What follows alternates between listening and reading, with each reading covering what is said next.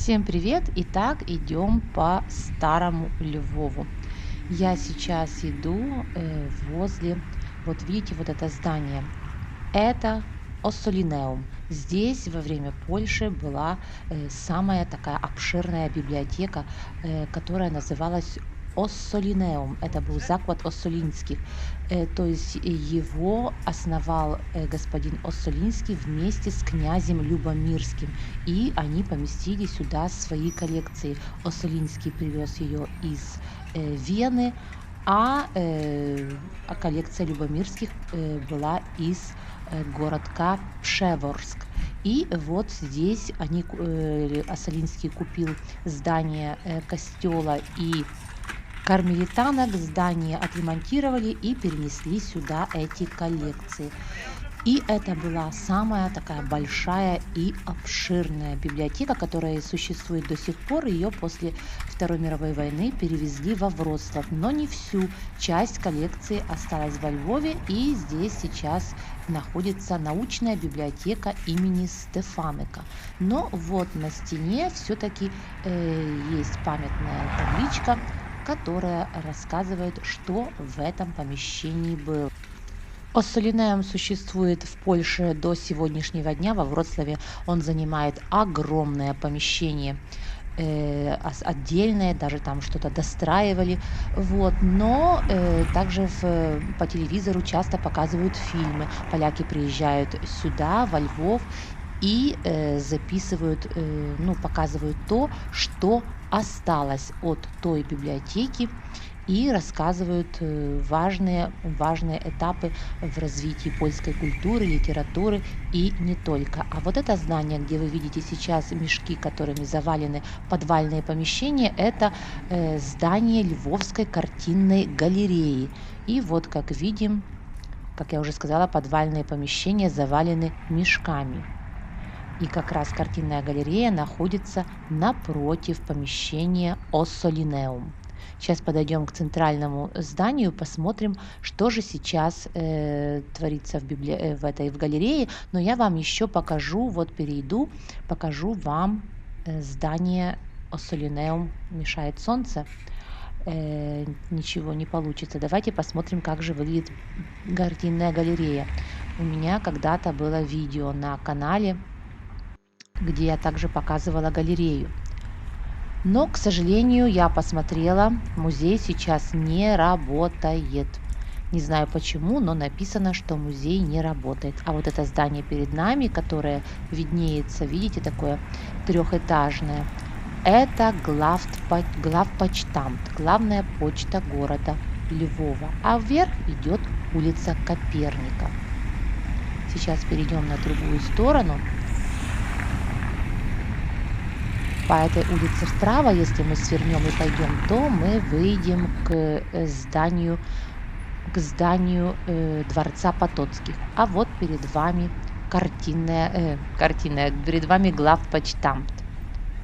Там тоже внутри довольно красиво. Такая внушающая почта. Вот. А мы с вами идем, и на конце этой улицы мы выйдем с вами к зданию Львовского университета. Но мои дела сегодня не лежат около этого объекта, поэтому мне придется свернуть.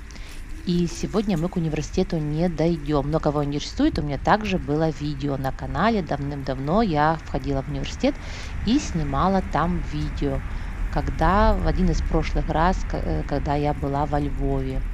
Сегодня у меня дела, я спешу, и поэтому буду вам записывать то, что буду видеть по дороге, то, что мне приглянется, и я приятное с полезным буду совмещать, поскольку я приехала на несколько дней по делам. Поэтому я так просто не гуляю, я иду, я что-то делаю, мне что-то нужно решать, вопросы. Вот. И поэтому покажу вам город, как он сейчас выглядит в эти тяжелые времена, что вы заметите, наверное, вам будет интересно, как живет Львов в это время. Я сама не была здесь уже очень и очень давно. Вот. Но сейчас появились дела и по работе, и нужно было сюда приехать. Поэтому я вот нахожусь сейчас здесь. И мне также было очень интересно посмотреть, что же здесь поменялось, что здесь, как здесь все выглядит. Мы сейчас с вами идем по улице Дорошенко, она сейчас так называется. Вот.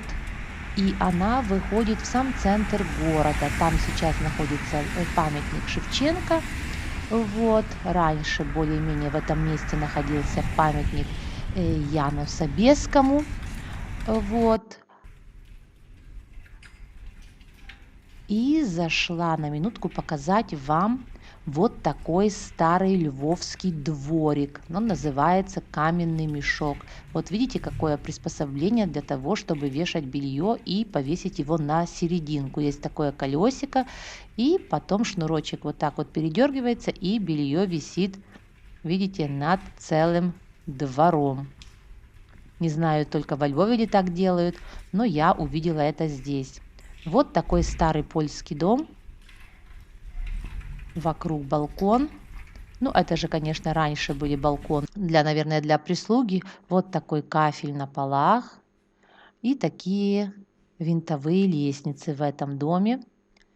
И вот эти двери, это были парадные двери в квартиры, потом квартиры поделили, и теперь некоторые жильцы входят из подъезда, а некоторые входят до домов своих с балкона. Ну, что поделаешь, такие реалии.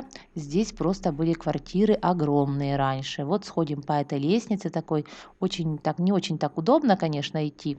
Но вы, конечно же, можете себе представить, что раньше эти брамы и лестничные клетки выглядели намного привлекательней. Вот захожу снизу показать вам дворик. Как он выглядит, конечно же, прорубили, видите, двери, поделали ступеньки. Вот эти коричневое окошко, вот там деревянное, это на этажах люди брали оттуда воду, потому что воды в квартирах не было. Вот еще один такой источник воды, это еще видно старый польский кран, умывальник или как это назвать, раковина. Вот. А на этажах были тоже такие окошки, там люди приходили, брали воду ведрами и носили домой. И также туалеты находились тоже на балконах, нужно было выходить, потому что канализации в каждой квартире не было. То есть вода и туалет на балконе. Вот так жили люди. Вот эта брама. Конечно же, если бы ее отремонтировать, было бы совсем по-другому. А здесь также вход, видите?